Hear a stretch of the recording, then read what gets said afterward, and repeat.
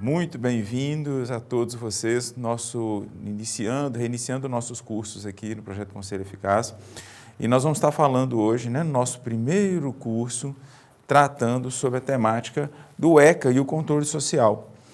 Então, para dar início, nós vamos falar nesse primeiro momento sobre origens e princípios do ECA, para que a gente possa mais à frente entrar no módulo sobre controle social. E é importante a gente falar da história do ECA, até para trazer esse contexto de como é importante esse instrumento, como esse instrumento traz evolução e traz ganhos, e traz benefícios aí para as nossas crianças e adolescentes. Bom, enquanto fala em história e origem, a gente precisa remontar aí o Brasil de antes, de pré-república, quando o Brasil ainda era império. E aí a gente chega até 1726 sem nenhuma novidade ou nada de evolução no que tange a garantia de direitos de crianças e adolescentes. Então, até 1726, muitas das violações que aconteciam no nosso país se davam em função de não ter uma legislação específica ou não ter uma evolução, não ter crescido, não ter tido nada significativo, não ter tido nada de significativo quando a gente fala de direito da criança e adolescente. Em 1726 surge a primeira, o que é que a gente pode dizer, como o primeiro momento de garantias de direito de criança e adolescente, com a chamada Roda dos Expostos. Essa Roda dos Expostos ela é trazida ao Brasil pelas irmãs lá na Santa Casa de Misericórdia. É importante lembrar que essa Roda dos Expostos ela surge em Portugal. Essas irmãs mesmo que têm essa ideia em Portugal e elas importam depois para o Brasil em 1726. Para quem não se lembra, a Roda dos Expostos é aquela roda onde as crianças eram colocadas de um lado da parede e se virava, rodava essa roda, ela acionava um mecanismo, tocava-se, fazia-se um sinal e as irmãs pegavam essa criança. E essa criança era criada dentro desse convento ou mais tarde dos mosteiros. Por que a gente fala que isso foi o primeiro momento de garantias de direito de criança e adolescente? Porque até esse momento, até 1726, no Brasil, crianças que eram geradas fora de um contexto social e religioso, uma vez que naquele momento a religião ainda era muito forte no nosso país, eram mortas. Então, a mãe que ficou grávida fora do casamento, ou uma mãe que era grávida em função de um relacionamento extraconjugal que trazia vergonha para a família à época, eram mortas, e em todo o país. Então, as mães chegavam, saíam tempo da gravidez, enquanto estava grávida, era muito comum que as famílias mandassem essas filhas para outros locais. E lá elas ficavam até que a criança nascia. E então ela era morta. Se jogava-se de um desfiladeiro, de uma ponte, de um penhasco. E isso era muito triste, sempre foi muito triste. Quando não acontecia, gente, de as crianças serem criadas como irmãs pela avó, como se fosse filha da avó. Tudo isso por uma questão de contexto histórico. Então, sim, a Roda dos Expostos ela é uma evolução, ela trouxe, claro que para a gente hoje, perceber isso, entender é complicado, mas ela trouxe, sim, uma evolução significativa no que tange a direito da criança e adolescente. E o mais interessante que a gente precisa destacar aqui é que veio da sociedade civil. Esse primeiro momento de garantia de direitos de criança e adolescente, ele surge com a sociedade civil e não com o Estado. O Estado, até então, permanece omisso nessa lógica de garantir direitos. Apenas em 1890, então em 11 de outubro de 1990, a gente tem o primeiro momento em que o Estado começa a se preocupar com crianças e adolescentes. E não foi com uma lei específica para criança e adolescente. A lei que veio tratar sobre alguma garantia de direito é a lei penal, ou, naquele momento, o Código Criminal Brasileiro. Qual foi o avanço desse momento? Ele traz uma lógica de que são semi-inimputáveis, ou seja, podem ser punidos, mas não com a sua totalidade, somente a partir dos 9 anos.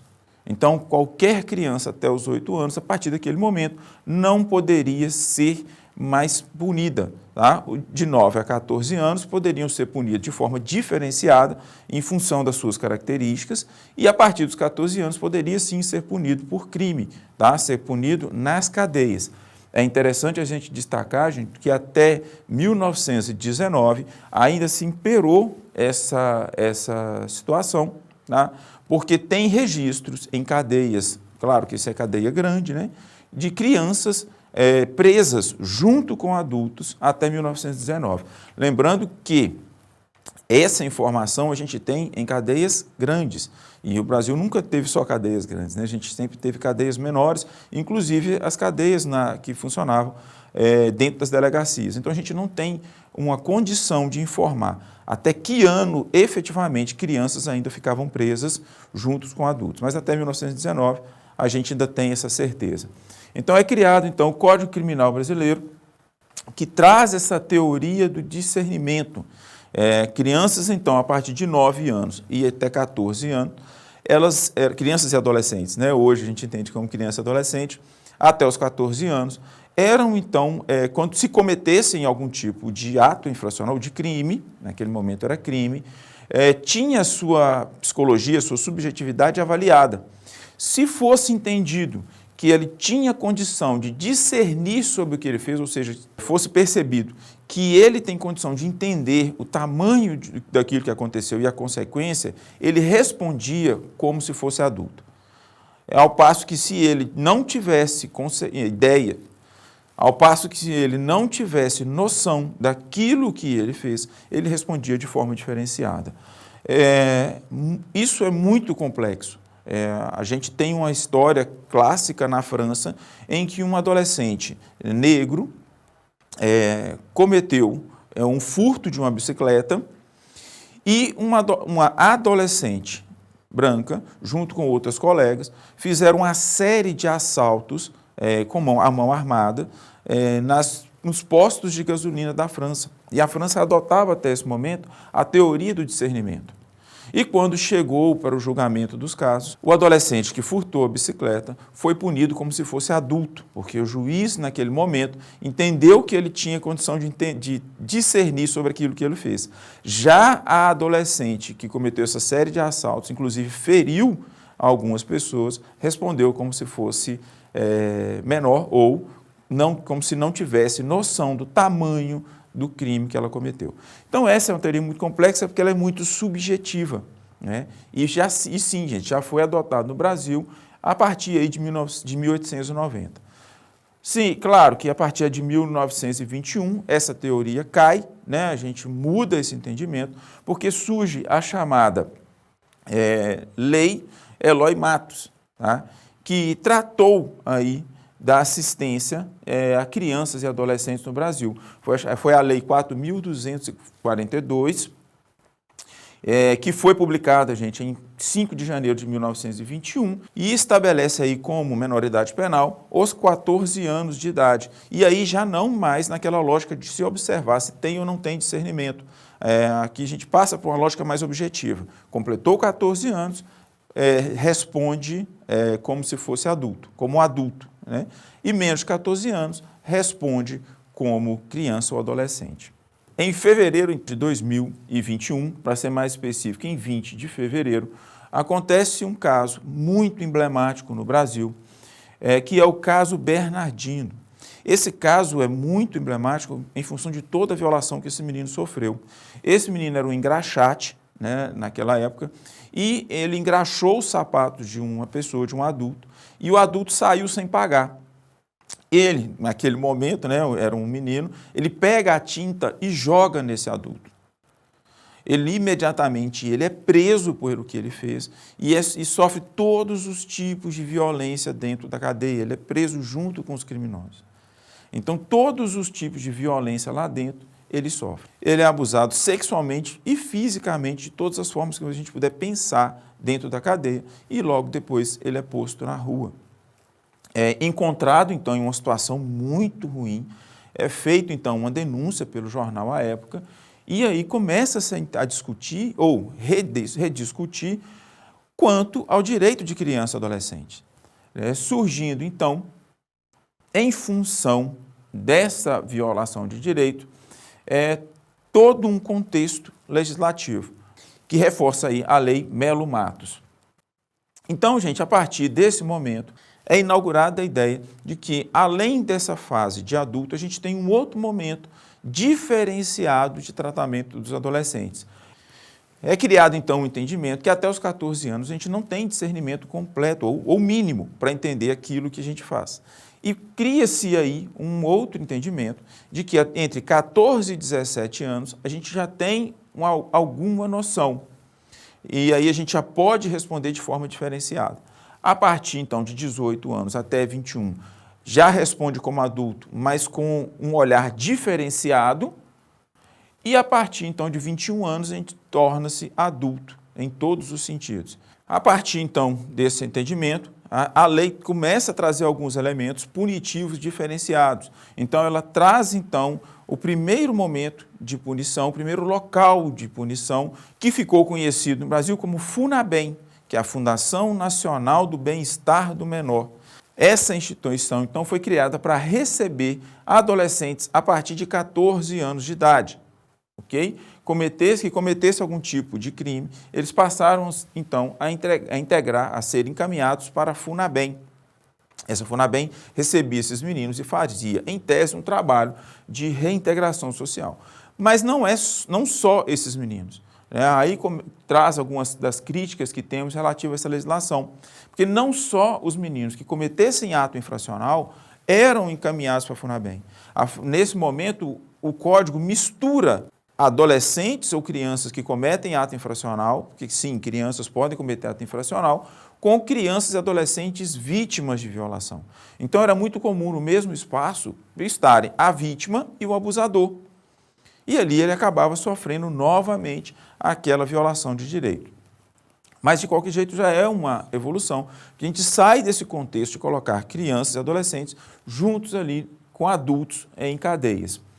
Em função de todo esse histórico e de todo esse contexto, em 1926, depois de muito debate, muita discussão, o que existia sim um lobby muito forte na ideia de que não deveriam ser resguardados direitos diferenciados para criança e adolescente, surge a lei, então, publicada, a Lei Melo Matos, que é o decreto 17.943 de 2027, que traz toda uma mudança de paradigma. A partir desse momento, a gente já não tinha mais essa divisão de adolescentes ou de jovens, tá? E a gente passa a ter apenas a expressão menor, que ficou tão estigmatizada. Entendia-se como menor aquele que tinha menos de 18 anos, ou 18 anos incompleto, e a partir dos 18 anos eram adultos. É interessante destacar aqui que ainda se continua a noção de que de 18 anos e 21 anos temos entendimento do que fazemos, mas não de forma completa. Então, não responde como adulto de forma absoluta a partir dos 18. Tem uma diferenciação aqui, mas a lei, então, traz esse entendimento bem expresso. Até os 18 anos, considerado menor. Acima de 18 anos, considerado adulto. Cria também a figura da situação irregular. Ele ainda mantém esse entendimento que menores que cometam algum tipo de ato infracional ou que estejam em situação de violência, eles são tidos como menores em situação irregular. Isso faz com que no mesmo espaço possam conviver vítimas e agressores, da mesma forma que era. Então esse pensamento ainda continua. A gente não tem uma evolução grande sobre isso. Tá? Trabalha na lógica da assistência à maternidade, à infância e à adolescência, não trabalha com criança de forma em geral. A ideia de trabalho da Lei Melo Matos é trabalhar apenas de forma diferenciada para esse público, tá? E cria a vara especializada em menores, que ficou chamada como varas especializadas dos menores irregulares. Naquele local, essas varas eram específicas para atender as demandas, não de crianças e adolescentes, tá, gente? Mas sim de assistência à maternidade, a assistência à infância e à adolescência. Por fim, mas não menos importante, a lei estabelece a necessidade de conhecimento pelo juiz dos casos quando se trata de menor em situação irregular. Então, não mais eram para os pais, aqui tira uma questão de definição dos pais sobre aquilo que tange, né, as suas crianças e traz a cargo do juiz. O juiz, então, que tem que receber esse caso e é o juiz que define e que entende se aquela criança ou aquele adolescente, ou melhor, é o juiz que define se o menor, naquele momento, estava ou não em situação irregular. E, a partir dali, ele definia o que fazer, podendo, inclusive, retirar a guarda desses filhos, tá? Simplesmente por entender que não ter condição financeira era motivo para retirada. É importante destacar que tem um caso emblemático aqui, enquanto tal lei vigorava, enquanto essa lei vigorava, que é o caso de um cadeirante, que simplesmente por ser cadeirante, perdeu a guarda do seu filho, pois o juiz, ao analisar o caso, entendeu que o cadeirante não tinha condição de cuidar do seu filho. É interessante porque ele tinha condição financeira, tá? Tinha completo discernimento das suas faculdades mentais, trabalhava, mas só o fato de ser cadeirante para o juiz foi suficiente para entender que ele deveria perder a guarda dos filhos e foram retirados e encaminhados para a FUNABEM. Bom, a gente encerra essa aula por aqui. Na próxima aula, então, a gente vai estar falando sobre o conhecido Código de Menores, que surge em 79, e vamos chegar até a Constituição e o Estatuto da Criança e Adolescente. Até daqui a pouco, vejo vocês.